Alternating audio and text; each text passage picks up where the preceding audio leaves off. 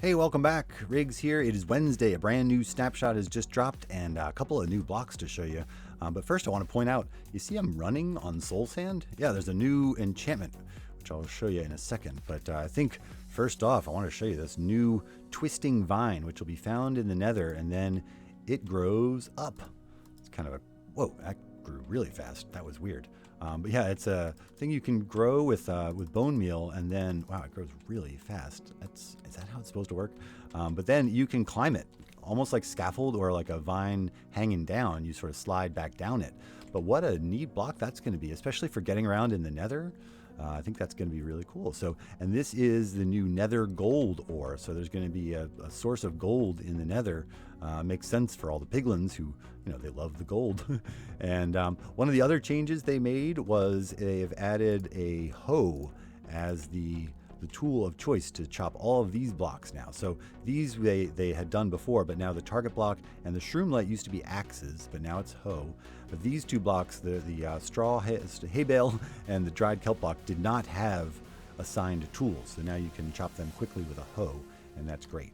So yeah, the soul speed is the enchantment, which will allow you to run fast on soul sand, which I'm not sure if I heard people clamoring for that, but that's kind of neat. I guess it will do damage to your boots as you walk on it. Sort of interesting. But I think the more significant change to soul sand is the fact that you can now put these items on soul sand. So before it was not the full block height, and you couldn't put any of these things on soul sand. So this will allow, it's much more flexible block now. You'll be able to run on it, but you'll also be able to put some redstone devices. So I think that's kind of nice.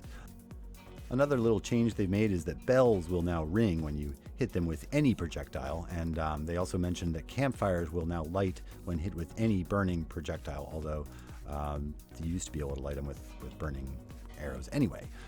The other thing that I noticed in the bug fixes, well, first of all, I'm kind of sinking into the ground. That's a bug. But the other thing I noticed that they've listed as a bug is the fact that the crying obsidian, which is a nice blast resistant block, everyone was excited because you can move it with a piston.